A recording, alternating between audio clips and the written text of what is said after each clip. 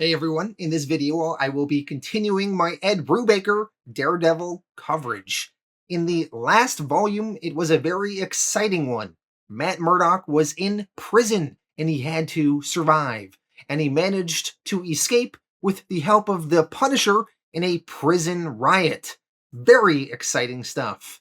Now, Matt Murdock is trying to investigate the death of his friend Foggy Nelson, and those ties are bringing him to Europe, where he will try to track down a lawyer named Alton Lennox, who seems to be involved with Foggy's death.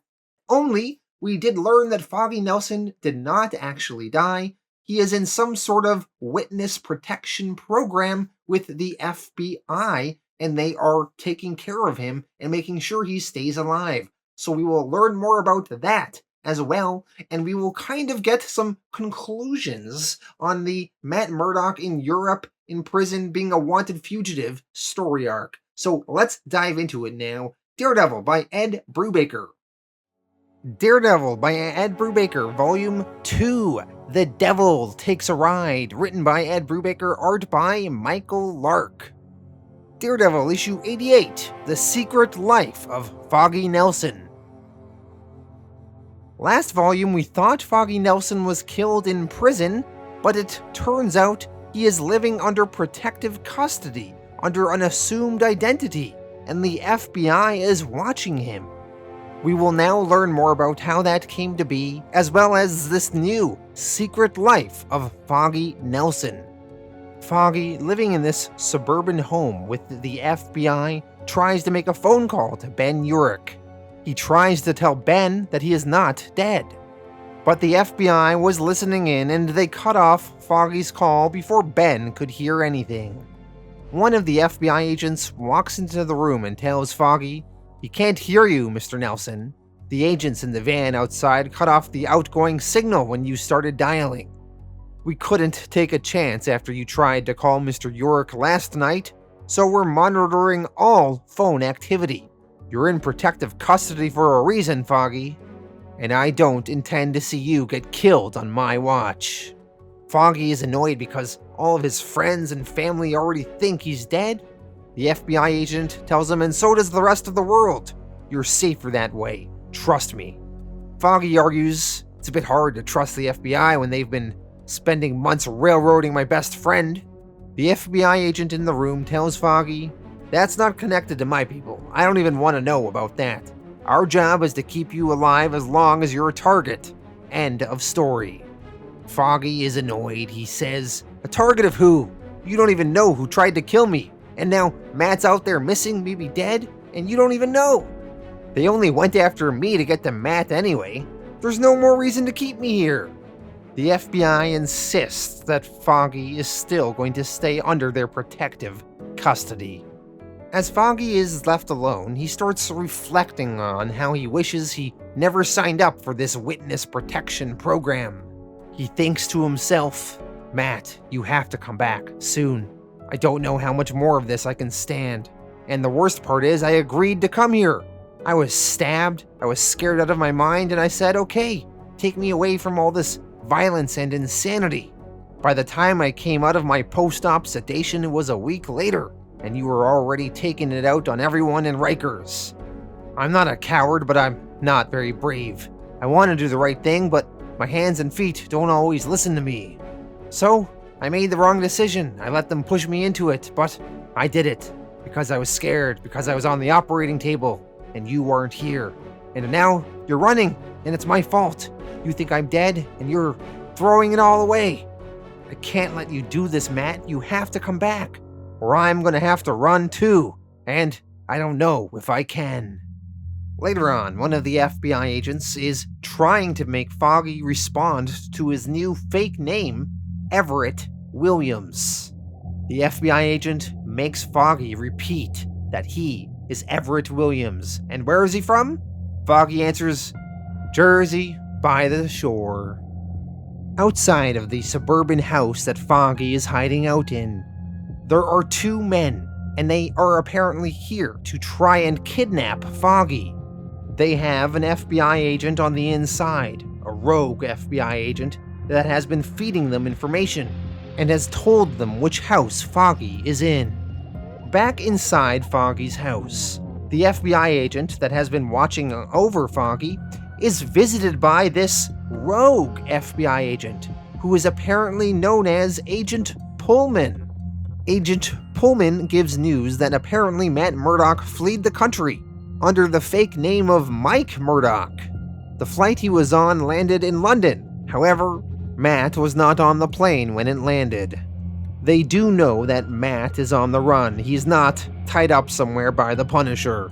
And they know that Matt's trying to cover his tracks. Agent Pullman assures the other agent, but Murdock won't mess up. They always do. And then we'll have him. Foggy was overhearing this from upstairs, and he decides he's had enough. He's not going to stay here any longer. Foggy decides to run. He sneaks out the window in the home that he is in. He goes out the window and climbs a tree down to the ground. And then he walks to the street, and there he finds a taxicab. Foggy gets in the cab, although he soon realizes that this cab is driven by some nefarious man here to kidnap him. This kidnapper/fake taxicab driver pulls out a gun and begins driving Foggy somewhere. Foggy is locked inside and cannot escape. Foggy is driven to some sort of secluded place outside of town, where other men are waiting for him. It seems like all of these people are here to kill Foggy, but before they can do so, all of these men get taken down by a whole bunch of ninjas.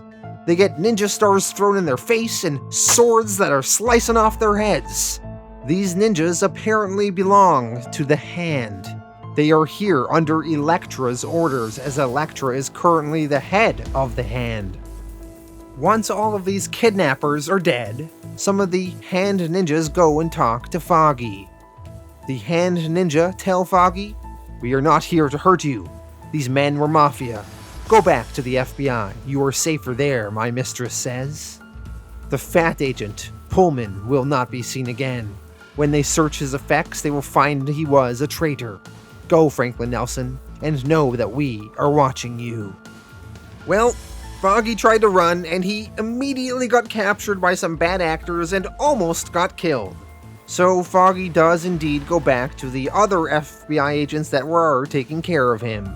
And when he joins them, they again grill him on his new fake identity. They ask him, "And what's your name?" And Foggy answers, "Williams, Everett Williams." Daredevil, issue 89, The Devil Takes a Ride, part 1 of 5. Matt Murdock is now in Monaco. He is sleeping in a hotel room. He is still under the impression that Foggy Nelson is dead, and he is trying to investigate who ordered the hit on Foggy. And right now, all signs are pointing to this lawyer, Alton Lennox, being involved. Alton Lennox is a suspect because he was the one on the visitor record that visited the prisoner in prison, the one that stabbed Foggy. So he most likely was the one that gave that prisoner the order. He was also the person dealing with Iron Fist and making Iron Fist pretend to be Daredevil out there on the streets. Matt walks through the fancy Monte Carlo hotel he is staying in. Through his thoughts, we learn how Matt Murdock wound up here. The flight he booked as Mike Murdock got him onto the tarmac at Newark Airport. But he did not board that flight that he supposedly was going to be on. Instead, he hopped onto Danny Rand, aka Iron Fist's, private jet, which got him to Spain. From there, he got a new identity and booked passage to Monte Carlo, which is where he is now. This lawyer that Matt is trying to track down, Alton Lennox, apparently his only client of record is in Monaco and lives on an estate near Monte Carlo. Unfortunately, that client of Alton Lennox's is a mob boss named Tybold Luca. And Matt even hinting that he is interested in Luca would draw attention he can't afford. The fake identity he is now living under is a Ray Mallory. As this Ray Mallory, Matt is trying to build some sort of reputation for himself as a high roller. Matt is hoping by building his reputation, he will be invited to one of Alton Lennox's mob boss client Tybo DeLuca's famous parties. So there, in a Monte Carlo casino, Matt Murdock is playing high-stakes poker. With Matt's heightened senses, he has an unfair advantage. He can't be bluffed. He can hear when other people have got good cards. He can smell it when they've got nothing. It's subtle, but their scent changes slightly. Even the best of them can't control their nervous system. Matt, he doesn't even look at his cards, and he wins every hand. Matt knows that the mob boss, Tybo DeLuca, has a party that all the local color are invited to once a month, including the high rollers at the casino. Matt is winning so much, one of the other gamblers in a cowboy hat is angry. He calls Matt a cheatin' son of a bitch. The casino takes Matt's side, though, and they usher this cowboy out. Later, as Matt leaves the casino after cashing out, a woman named Lily Luca comes to introduce herself. Lily Luca is the beautiful daughter of mob boss Tybo DeLuca. Lily tells Matt, Mr. Luca extends an invitation to you for tomorrow evening at his estate. Dining and entertainment will be provided. There will be cars waiting outside the casino at 6 o'clock. Matt's plan has worked. He is in. One step closer to finding out how this Alton Lennox is connected to Foggy's death. The next day, Matt is driven to the Luca estate for this party. It is about 1 hour outside of the city. Matt memorizes the route in case he needs to get back on his own. At the party, Matt listens in on people's conversations, to the caterers, to the men on guard duty. He listens for Alton Lennox's name to be said anywhere.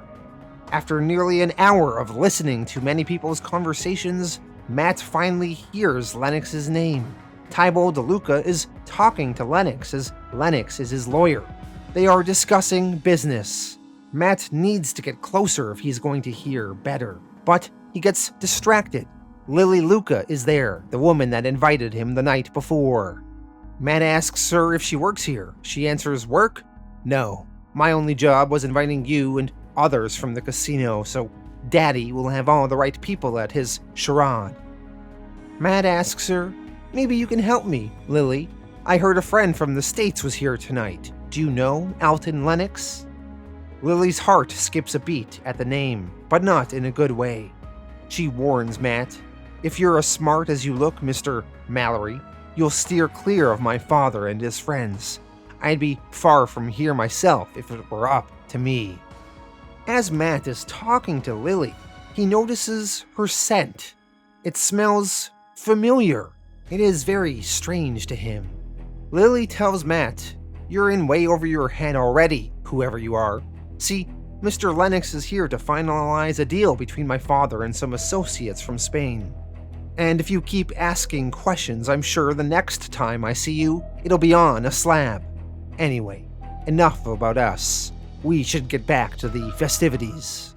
Matt and Lily walk over to the main attraction for the night, where a Spanish guest named the Matador will fight lions in Luca's ring.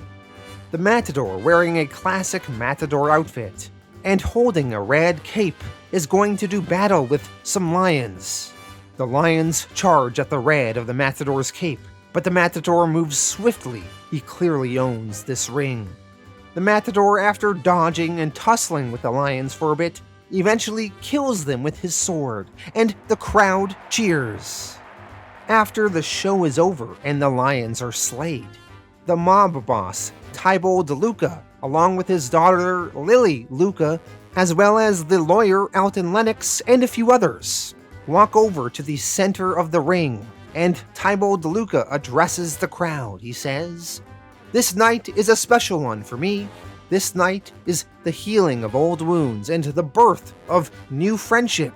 Senor Munez has come here from Barcelona to forge this alliance with the marriage of my daughter Lily to his son, Jamie." Matt, watching from the crowd, is a little disgusted that this Lily seems to be forced into a marriage she does not want. He puts it out of his mind, though, and he concentrates on Alton Lennox, who is standing right beside Lily. And that is when all hell breaks loose. Tybalt DeLuca raises a glass to do a toast to the Matador, the slayer of beasts. And the Matador, in return, with his sword, stabs through Tybalt DeLuca, killing him. The crowd starts going crazy. Lily screams, "Daddy, no!" Alton Lennox tries to grab Lily and usher her to safety. Meanwhile, with the crowd panicking, Matt changes into his Daredevil outfit. The Matador stops Lily and Alton Lennox from leaving, but Matt, now dressed as Daredevil, tackles the Matador. Matt yells, "Run, Lennox, get Lily out of here!" Matt notices that Alton Lennox freezes a bit when he says his name. Alton seems to know why Matt is here. Matt, he just continues yelling, "Just run while you can, keep her safe." Lily and Alton make their escape while Matt continues fighting the Matador. After Matt punches and kicks the Matador a bit, some men with guns arrive. They fire on Daredevil. Daredevil is forced to abandon the fight with Matador and retreat. Daredevil climbs onto a rooftop in the area, and in the sky he sees a helicopter. Lily is in it with Alton. Lily, at the helicopter window, yells to Daredevil, "Save me!" Daredevil watches the helicopter fly away. And as the helicopter is flying away, Daredevil once again comments to himself on this Lily's scent. It seems so familiar. Her scent, it reminds Daredevil of Karen Page. Why would Lily remind Matt of his old, now dead girlfriend, Karen Page? Elsewhere, a shadowy figure on some sort of life support device is informed by one of their henchmen that says, "It went down how you figured. You picked the perfect bait. Now we've got Murdock on the hook." This mystery shadowy figure on life support is the person that is actually behind Foggy's death and this manipulation of Matt Murdock now. Daredevil, still watching the helicopter flying away and still smelling Karen Page in the air, comments to himself, "What the hell is going on here?" Daredevil, Issue 90, The Devil Takes a Ride, Part 2 of 5. Matt Murdock spent days in Monaco trying to track down Lily and Alton Lennox, but found nothing but dead ends. Matt asked investigator Dakota North for help, and within an hour, she found a deed to a mansion in Sintra, Portugal, in Luca's name. And she found a record of Lily's credit card at a gas station 10 miles away from it. So Matt found his way over to Portugal to investigate these leads. Matt went to the mansion that was under Tybalt DeLuca's name. As Matt explored the mansion, he noticed it was empty, deserted except for Alton Lennox's corpse, which was lying in the bedroom. He had been murdered, shot in the head. Daredevil suspects he's been dead for at least over an hour. Matt was looking for clues, but the room had been tossed. He found nothing. Nothing except for the scent. Lily's scent. It hits him just like it did in Monaco. As Daredevil leaves the mansion, he almost gets run over by a car. Inside the car is Lily, being driven by someone. Lily is screaming, "No!" The car makes a dramatic stop, and outside of the driver's seat walks the villain Tombstone. Tombstone appears to be the one that has kidnapped Lily. Tombstone goes over to Daredevil to attack him. Daredevil comments to himself that Tombstone's speed always surprised him. How can someone whose skin is like hardened concrete move so quickly? Tombstone punches Daredevil in his back, and they trade a few blows. Daredevil tries to do some kicks and hit Tombstone's pressure points, but with Tombstone's skin like concrete, it is hard to really do any damage. Lily is in the car with her hands tied up, watching. She eventually gets out and tries to assist Daredevil in the battle. Tombstone smacks Lily and calls her a stupid frickin' broad. He then drags her back to the car and throws her into the passenger seat. As he's dragging her, Tombstone says, "Lucky they want you alive, girl," and mostly undamaged. Tombstone eventually drives off with Lily as Daredevil is left in the street, injured. By the time Matt recovered from the fight and was once again fully aware of his surroundings, Tombstone and Lily were gone. It's not hard to find someone that looks like Tombstone though. A 6.5-foot tall albino tends to stand out. Matt found the car that Tombstone was driving abandoned with a dented fender outside the train station in Lisbon. Matt talked to the ticket vendor, and when he told him Tombstone's description, the ticket vendor said they bought a ticket on a private room on the express train to Paris. So, that is where Matt would be headed next. On the train to Paris, Matt sleeps and he wakes up in the middle of the night, and he thinks about this Lily woman. He barely knows her, and she's already so far inside of his head, and he still can't deny it. Lily reminds him of Karen Page, her scent, the fact that she's in danger, that she needs him. As Matt arrives in Paris, he is overwhelmed by the sounds and smells and chaos of this city life. How is Matt supposed to find two people in so much unfamiliarity? How does he even know they are still here? Tombstone could have dragged Lily right onto another train bound for Spain, and the people who killed her father. But for some reason, Matt feels like something else is going on here, and that they are in Paris for a reason. And even if Matt could get Lily's scent out of his mind, which he can't, even if he could abandon her, which he won't, she's still his only link to finding out which of Lennox's employers ordered Foggy's death. Matt, as Daredevil, hits the streets. He begins working the underworld, beating up low-level criminals, trying to find anyone that has seen Tombstone, who does have a very unique appearance. Because he is in Paris, Daredevil is questioning all of these people in French. Finally, once Daredevil is dangling a man off of a tall building, the man tells Daredevil, "Please, no. Your French is like poison to my ears. No more. I have seen the man you want. There is a shopkeeper. He trades in weapons. He knows the man. I saw them talk. It must be the one you seek. White skin, but rough like cement." Daredevil goes to this shopkeeper now and questions him. He tosses the man around. The shopkeeper reveals he is scheduled to meet with Tombstone tomorrow to sell him some new guns. Daredevil suspects that the man is lying about some detail or something. Daredevil demands of the shopkeeper, "Don't lie to me!" The shopkeeper admits that he wasn't talking to Tombstone directly. It was a woman who called him instead. She called for him. The rest is all true. Daredevil asks, "What woman?" The shopkeeper answers, "What woman? Why, the one he works for, of course."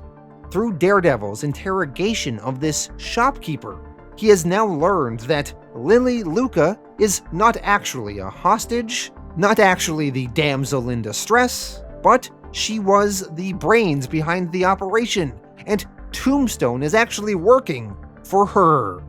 Across town in a Paris hotel room, Lily Luca is talking to Tombstone. She warns him not to manhandle her ever again. Tombstone replies, "Hey, you told me to make it look real. It doesn't get any more real than my backhand across your face." Lily tells Tombstone to just be ready when Murdock shows up. She has faith that he'll be here. Lily then goes into the next room where the Matador is waiting for her. It appears that the Matador is Lily's lover. As Matador is kissing Lily, he comments to her, "God, your perfume, it reminds me of my mother when I was small, the way her hair smelled at night when she worked at the chocolate factory. How is it, Lily, that you can remind me of this?" Lily responds, "Easy with the questions. A woman has to have her secrets, doesn't she?" Daredevil, issue 91, The Devil Takes a Ride, part 3 of 5. Daredevil from the rooftops is following Tombstone on the streets below. As Daredevil is trailing Tombstone, he wonders about Lily. He figures that she must be working for someone, as there is no way Lily would know about Daredevil's heightened senses, and who Karen Page is, and how she smelled, and how to use that against him. Daredevil, he follows Tombstone, and eventually, Tombstone retrieves Lily, who he is still treating as a hostage, and he throws her in the side of his car and drives off. Tombstone then drives Lily over to some sort of handoff where it appears like he is going to sell Lily to the Matador, to the very man that killed her father. This is all some sort of show, though. As we've established earlier, Tombstone, Lily, and Matador are all in it together. They are not aware, though, that Daredevil has sort of figured out their scheming. Daredevil hangs back and watches. Tombstone hands over Lily to Matador. He asks, "You want me to gag her? She tends to scream a lot." Matador replies, "We'll take care of that." And Lily, acting, says, "Don't touch me, you bastard." Daredevil thinks that Lily is a pretty good actress, but she does kind of screw up. At one point, Lily screams, "Somebody help!" And then she glances up, almost like she's trying to make sure that Daredevil is watching. But Daredevil does not fall for their trap, because this is now his trap. Daredevil takes down some of the men at this exchange. Daredevil kicks the Matador and Tombstone.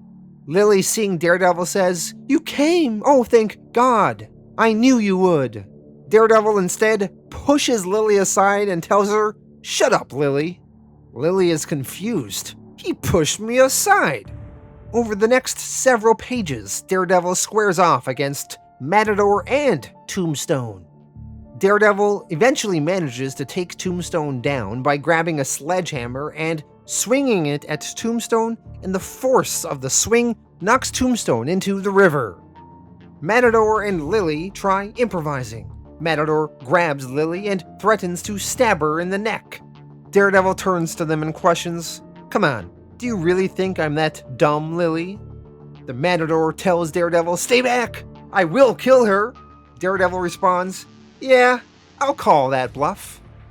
Matador, still improvising, trying to figure out how he should play this, does cut Lily on her neck, but he feels immediately guilty by this, and he drops to his knees and yells, "No! Lily, I'm so sorry! I had to! I gave my word, but I can't harm you! I can't kill you! I love you! I'm so sorry!" Lily calls the Matador an idiot and tells him to get away from her. Daredevil punches Matador out, and Lily, still lying, tells Daredevil, "He was gonna kill me, he almost, and you weren't going to do anything." Daredevil responds, "Why would I believe that was any more real than the rest of your lies? You've been playing me from the moment we met." Lily answers the accusation, saying, "Do you think I had any choice? They'd have killed me if I didn't play along." Daredevil calls her a murderer and says that he is pretty sure she is behind the death of her father as well as Alton Lennox. Daredevil tells her, "Alton Lennox was shot in his sleep and he wasn't in that bed alone. Don't bother denying it. Your scent was in that room, and I may have made some mistakes with you, but that isn't a smell I'm ever going to forget. Whatever your plan was, the person you're working for has turned on you. I believe the Matador here was supposed to kill you, but he started to lose his mind at even the thought of it. They wanted you killed in front of me because you remind me of someone else I lost. You remind me of her so much, it's taking everything I've got not to lose my mind too." Lily responds and starts explaining things. She says, "I swear to you, I didn't know any of this would happen. They just gave me a perfume to wear. It doesn't smell like anything, but it's supposed to influence men. Something to do with pheromones? All I know is they told me to wear it when I met you. They said it would work better on you than other men." Daredevil responds, "It probably did. So who are they? Who wanted me on a wild goose chase so badly that they killed your father for you?" Lily questions, "They really tried to kill me, didn't they?" Daredevil answers, "They aren't your friends, Lily. You don't have any friends anymore." Lily thinks things over, and in the end, she knows that Daredevil is right. She thought she was a queen, but she was just another pawn. Her life as she knew it, and as she planned it to be, is over. So, Lily eventually tells Daredevil what he wanted to know, And this time he believes every word she says. Daredevil issue 92, The Devil Takes a Ride, part 4 of 5. In this issue, we will learn the true identity of the master manipulator behind all of these events.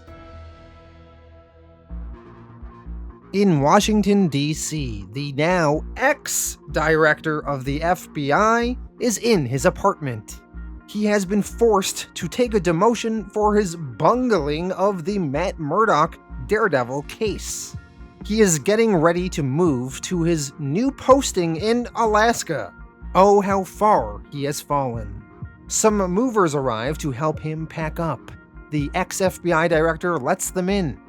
Only it turns out these are not actually movers, they are assassins, and they strangle the ex-FBI director to death. Over in Zurich, Switzerland, Daredevil breaks into a fancy mansion and fights through a whole bunch of guards. This mansion is the home of the person that Lily Luca told that Daredevil was responsible for manipulating her. As Daredevil finishes fighting his way past all of these men, he eventually winds up in front of this mystery person. And it turns out the master manipulator is Vanessa Fisk, the Kingpin's wife. Vanessa Fisk, hooked up to various medical equipment, greets Daredevil. She says, "I take it things didn't go exactly as I planned, or you would be here tomorrow, not tonight. But luckily I planned for contingencies, Matthew. It's one of the things I learned from my husband." Daredevil thinks to himself, Vanessa Fisk, she's been behind it all. I almost can't believe it. He asks her, "How could you?" Vanessa answers, "Can you honestly be that surprised? I killed my own child, Matthew. Do you think I'd be incapable of anything?" Vanessa tells Daredevil that she is dying. Matt asks her, "But still, that doesn't explain what you've done. You're sick, you're dying, so you go for revenge? For what? On Foggy Nelson? Foggy was innocent. He never hurt anyone." Vanessa responds, "That's certainly not true, but even if it was, he wouldn't be the first innocent victim in this world." Daredevil, getting angry, yells, "He was my friend! He was my best friend!" Vanessa responds, "Well, that was the point, wasn't it?" One of Vanessa's henchmen enters the room and attempts to take Daredevil down, but Daredevil easily flips him and knocks him out on the floor. Daredevil then asks Vanessa, "Why?" Vanessa says, "Do you really want to understand? Because I'll be happy to explain it. What it's like to go on when you have nothing to live for? Or is that something you know about already?" Matt struggles to respond. He says, "Why, I should. Vanessa interrupts, saying, "What? Beat me? I can assure you I have no fight left. But what else could you do? You're a fugitive on foreign soil, and there isn't a shred of evidence connecting me to anything even slightly illegal. No, the only recourse you have left is to listen. I have gone to extraordinary lengths to get you here after all." Matt responds, "And you're dying to tell me why, Vanessa, so maybe the only satisfaction I have left is to deny yours. Maybe I'll just walk out of here without listening to you." Vanessa to this says, "You won't, because it's not in your nature, Matthew, and because I'm going to make you a deal. I'm going to save your life."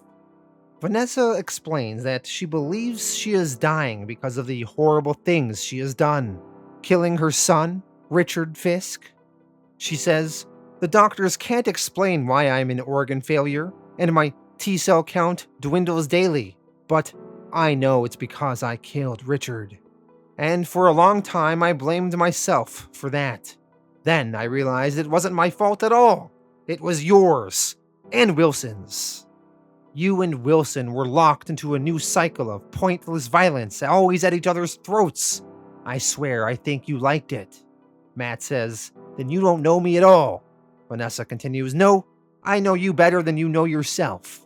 I've been playing chess with you after all." That's the secret of chess, Matthew, manipulating your opponent. You do that by giving them options, but each option leads where you want them to be. Daredevil asks, "Like having me thrown in jail?" Vanessa answers. No, that was where our game started, but you got there all on your own. I just used it to help me make my moves, to give you options. See, your friend dies while you're trapped in a cage, so what would you do? Would you and Wilson kill each other inside that prison? But then there was that man leaping around Hell's Kitchen dressed as Daredevil. Would you follow that trail instead of your path of self-destruction? Either way, I'd get what I wanted. Matt asks, which is what? Vanessa answers, revenge. Daredevil asks, I thought you just said you were going to save my life. Vanessa to this answers, I am, and that's the sweetest part. I admit, there were times I hoped the two of you would kill each other in Rikers, a knife in each other's backs, but mostly, I'd hoped you would take this path, so I could see your face when you sell your soul. And from what I heard, Lily couldn't have played her part better, though she had no idea why she was leading you here. I'd ask you to forgive her, but I'm sure you already have. Daredevil asks, how did you do it? How did you make Lily smell like Karen?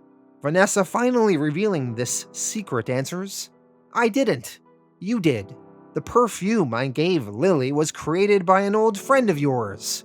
Any man who smelled it would think of their fondest memories. Scent memory. And you thought of Karen Page because you're still in love with her. I can only imagine how that must have tortured your already troubled mind. So, here's the deal we are going to make. I have within my power, thanks to Wilson's connections and blackmail ledgers, the ability to get you free of your problems. Your outing in the press, the federal indictment that hangs over you, I can make them all go away. Daredevil skeptical asks, what? Why would you do that? Vanessa answers, because I want you to remember what being Matt Murdock felt like. Really felt like. Before so much of your life was taken from you. Then, when you get as much of that life back as can ever be restored, then I want Matt Murdock, attorney at law, to get Wilson Fisk out of prison. Daredevil asks, what? Vanessa continues, yes, you'll take my husband's case, and you'll exploit the legal problems that will surround it, and you'll get his freedom. Then, when you resume your cycle of violence the next time he kills someone, it'll be your fault, and that will eat away at whatever's left of you, until the self-hatred and guilt you feel now are nothing.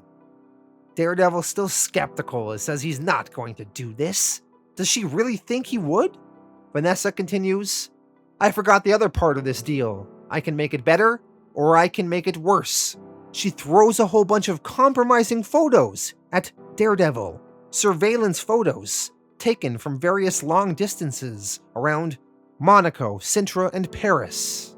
If Matt doesn't help her, these Daredevil photos will make things very difficult for him. Vanessa continues, options, as I said. You have two. Be Matt Murdock again, or stay on the run forever. Daredevil thinks on it, and then he answers Vanessa, saying, I'm sorry, Vanessa. Sorry that your soul has turned this black. But you know what? In all your words, the only thing I hear is, Wilson won. Whatever sick game the two of you started playing, you may be better at it than him, but you aren't you anymore. I came here looking for vengeance of my own, but there's no point, is there? So, you take your deal and do whatever you want because I'm not playing.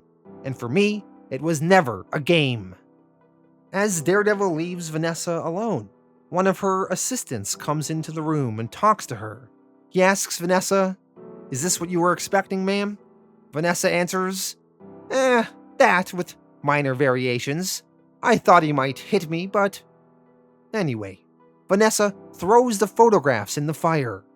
Her assistant asks, won't you need those? Vanessa answers, trust me. Once Daredevil realizes what's happened, he'll do as I asked. One thing to always remember about Matt Murdock is, he's selfish above all else.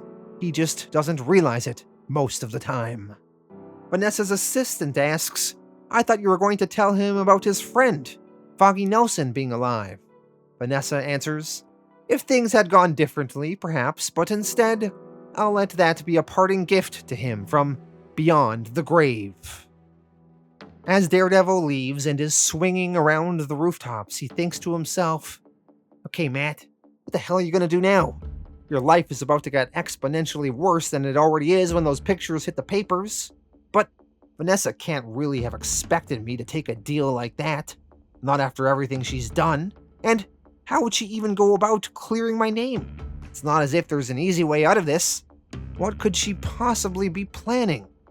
All of a sudden, it hits Daredevil. He figures out what Vanessa has done. Daredevil realizes that Vanessa would most likely assassinate the director of the FBI, the one that was causing him so much trouble.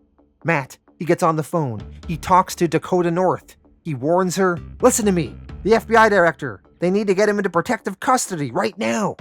Dakota North on the phone tells Matt it's already too late.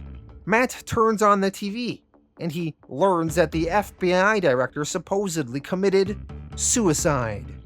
And in the ex-FBI director's suicide note, he wrote about his elaborate setup to frame lawyer Matt Murdock, whom the FBI and the media have accused of being the superhero Daredevil, but appears now to be innocent of those charges.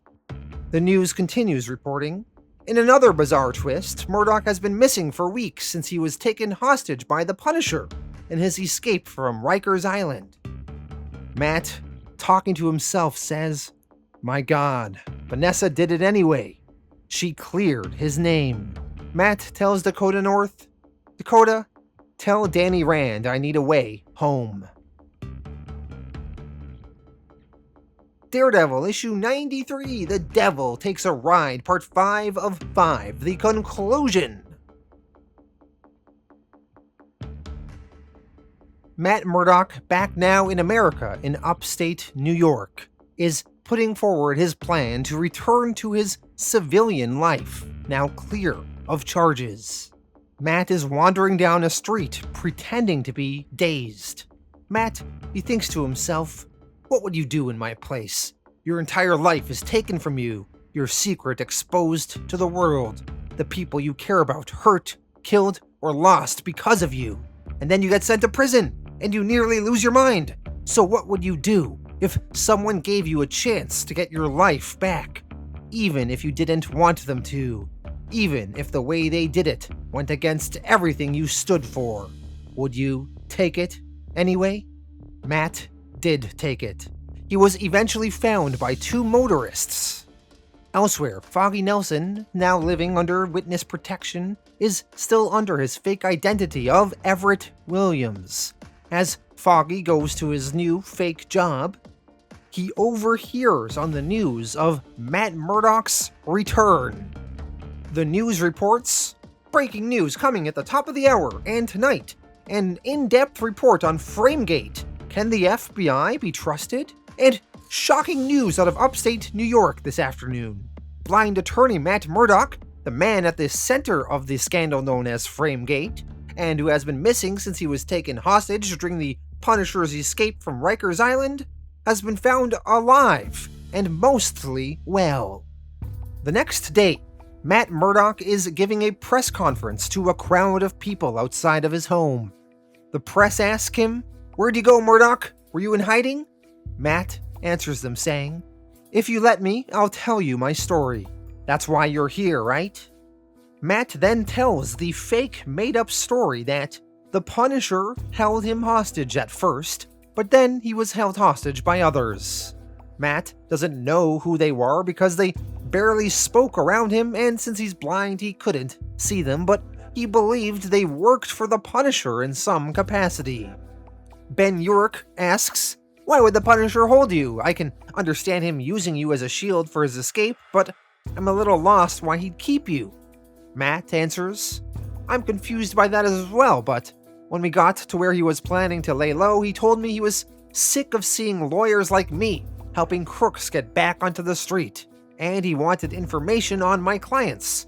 Information I didn't give him, but I suppose he hoped I would if I was scared enough. So I was held hostage, but honestly, I wasn't treated that bad. Certainly not as badly as I was treated in Rikers. The reporters ask, well, how did you escape the Punisher then? Matt answers, I didn't. Early yesterday morning, I was dropped off on the side of the road, not far from where I was found. I didn't know about the news all week about the FBI director's death and his confession, but I can only assume the Punisher told his people to set me free when he heard about it. The reporters then ask, what about the charges against you? What's going on with that? Matt turns things over to his attorney, Becky Blake. Becky answers, the FBI has agreed to leave Matt free on his own recognizance until a full review of the director's confession is completed, but we expect all charges to be dropped. It's just a matter of when. One of the reporters, a little accusatory, asks, pretty convenient, isn't it? The director confessing in his suicide note? Are you sure you didn't kill him, Daredevil? Matt refuses to dignify that question with a response, and he heads inside his apartment with his colleagues. Inside his home, Matt is talking to Mila. Matt says, a lot of people will probably always think I'm Daredevil, but at least there's some doubt now. As they are sitting around, Matt, with his heightened senses, all of a sudden detects Foggy's presence in his home. Matt, he gets up. He says, that's not possible. Matt rushes into another room, and Foggy Nelson is there. Foggy is arguing with the security people to let him through. Matt tells the security people to back down. He says, let him go, guys. That's my best friend. Foggy and Matt run into each other's arms and hug and embrace. Matt comments, I thought you were dead. Foggy answers, I know, I'm sorry. Matt answers, oh, thank God, thank God. The others are all very happy to see Foggy alive and well, too. Matt thinks about Vanessa Fisk, and he realizes that this is her checkmate move. Those connections she had went all the way to the FBI, and their hooks weren't deep enough to get Foggy stashed in witness protection.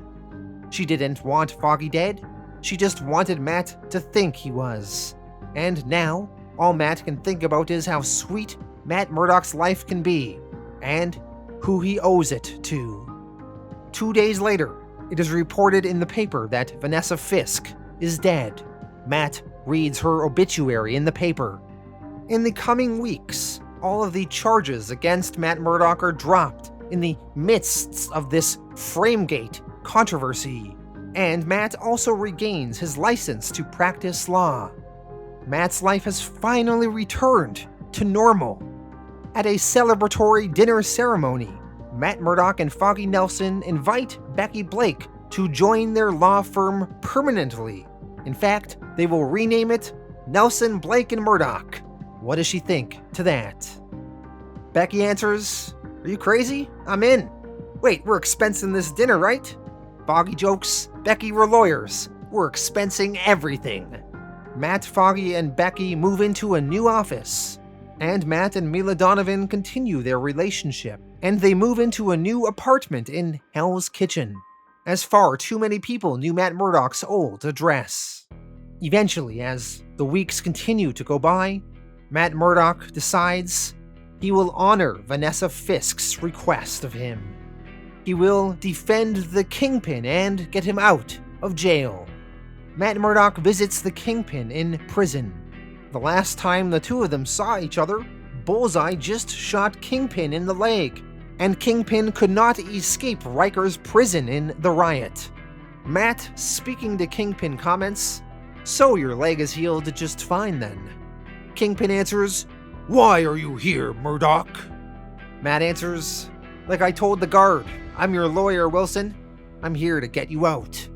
Wilson Fisk asks, is this some kind of joke?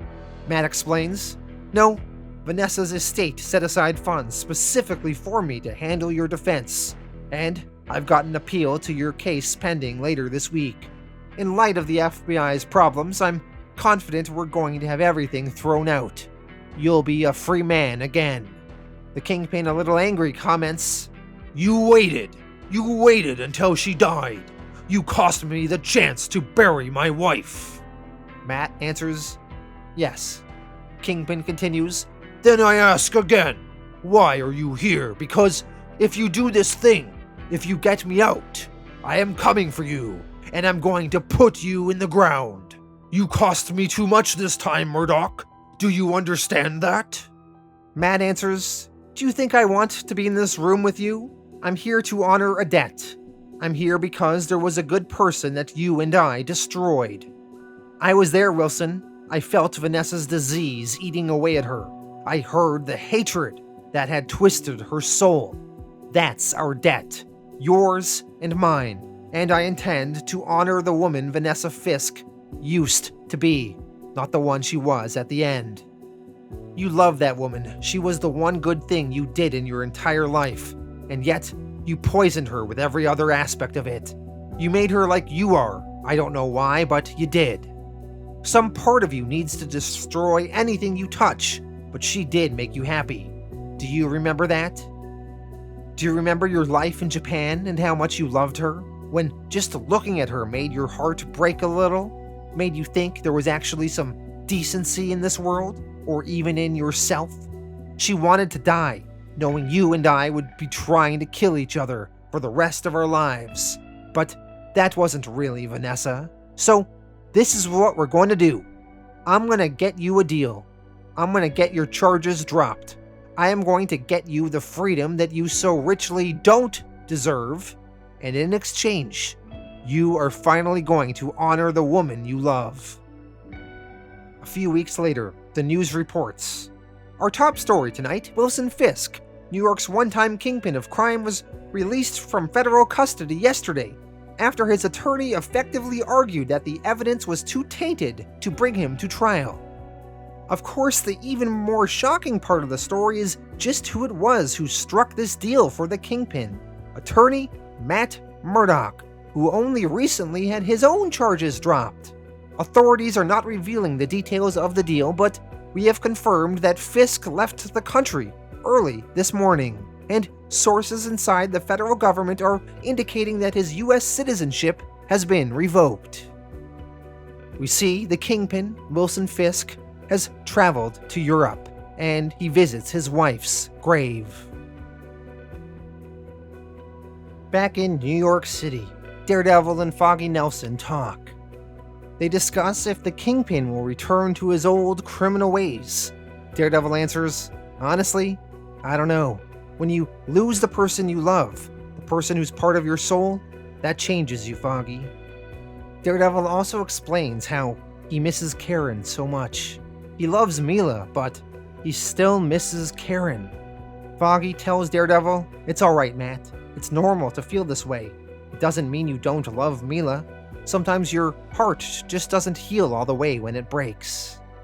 You're gonna be okay, Matt, you and Mila, both. She loves you. Let her help you heal, and everything else will work itself out. You'll see. Over in London, England, Lily Luca boards a flight to New York. This is a tease that she perhaps will be coming back into the story in the future. And with this, we end Volume 2 of Ed Brubaker's run, The Devil Takes a Ride.